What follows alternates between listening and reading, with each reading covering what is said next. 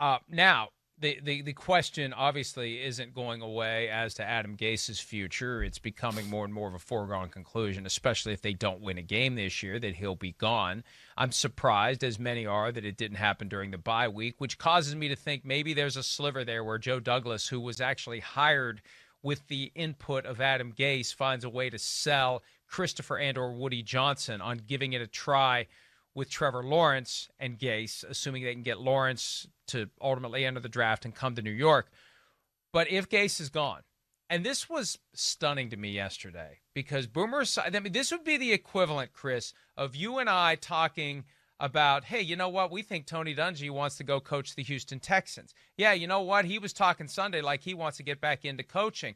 And, he said he really loves the Texans, and he really loves Deshaun Watson, and that's what this is the equivalent of when Boomer Esiason, who works every Sunday with Bill Cowher, goes on his radio show yesterday morning and starts rattling off all these reasons why he thinks Cowher's ready to come back after 14 years out, and why he loves the opportunity that would be presented by going to the Jets with that first overall pick in Trevor Lawrence. I was blown away by this because we just kind of forgotten about Cowher as a candidate. He's been out for so long, but 14 years for him. It was 15 years for Dick Vermeil, and Vermeil came back and won a Super Bowl. So it's not crazy to think, and Joe Gibbs came back after he was in the Hall of Fame. It's not crazy to think that it's at least a possibility, especially given what Boomer said. Let's start there. Yes, I would have a hard time thinking Boomer would just go out. I mean, Boomer's got a big mouth. I know that, okay? But I'd have a hard time thinking he just went out there and just blabbed that away, that he might have said something to Bill Cowher like, hey, I'm going to say this on the radio tomorrow.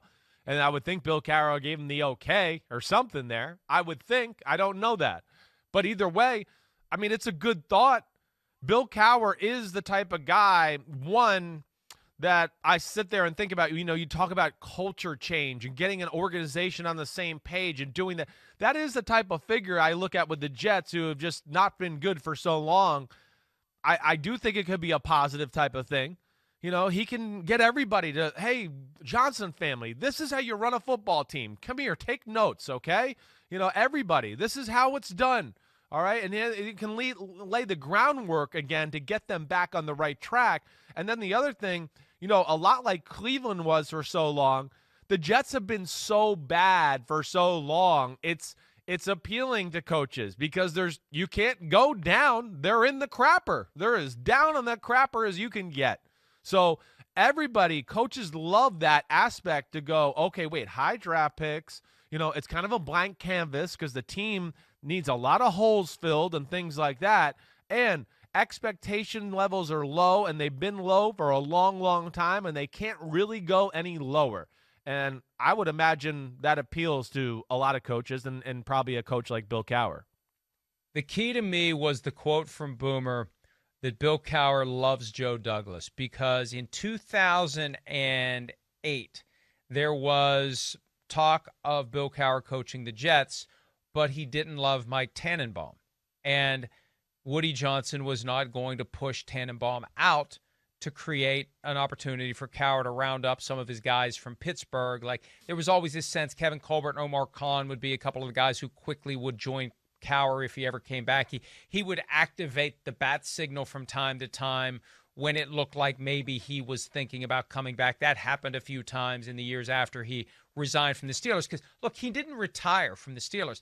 I still believe to this day he knew the Steelers were never going to pay him what he was truly worth, so he was going to resign. He was going to take a few years and then go coach someone like Washington or someone that would pay him big money, and he'd make back everything that he didn't make during the time that he wasn't coaching. And then along the way, he realized that the broadcasting gig's pretty good. You make good money. You don't have to worry about wins or losses. You're not obsessed. You're not stressed. Right. It's not the life that it is when everything rides on whether or not you win enough football games. So, but now could be the time for him to do it, and now could be the time for him to find a landing spot. And it just makes sense on many levels. And again, if Boomer just went rogue here, it's going to be awkward when they get together this weekend. Chris, I want a full report from Phil. Yeah, seriously. On the fist fight and between Boomer could have Bill gone Cowher rogue. and Boomer. Yeah, you never know with Boomer, and I say that with all due respect because I know him very well. Like, you never know. He might have just said, hey, screw you, Bill. I think this might happen. I'm going to start talking about it. Hey, he might have.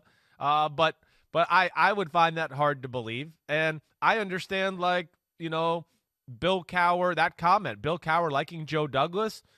Joe Douglas philosophically has a Pittsburgh-type mentality. We want big, we want physical, we want to get off the bus and look scary and kick your butt. That's where he came from as far as Baltimore and Philadelphia. That was kind of their thought process, too, in those two organizations. So I could see that making sense, certainly. It'll be something if it happens. And I don't know whether or not the game has passed Bill Cowher by. For John Gruden, who was going into team facilities every week and interacting directly with coaches and players every week, I think it was easier for him to say that the saw was still relatively sharp. When you're in a studio and removed from that for 14 years, it becomes a little bit harder to get back on the horse, and you better be ready to surround yourself with people who have been doing it more recently, because you've got some relearning and new learning to do. That's right. When you haven't coached for that long. You're right. There's going to be some of that, but yes, it's going to be about him hiring, and Bill Cowher, he's an overseer. He is one of those type of guys where he might not be into every X's to know and this scheme and that scheme and blah, blah, blah, but he's going to be able to walk into the coaches meeting and go, wait, we can't run that defense this week against this passing offense. That's stupid. That's ludicrous. We got to do something else here because this quarterback and those receivers will carve us up. And then, he can walk into the offensive side of the ball and go, we can't protect and do this protection against this defensive line. So that's where, again, it doesn't concern me so much that he hasn't been around, because he's kind of that type of coach anyways. He's an overseer. Let's tie this together. This is the proper way for us to play on this side of the ball. This is the proper way on this side of the ball. And now let's make it cohesive and work.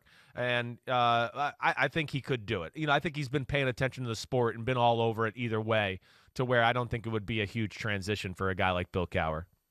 And one last point before we take a break.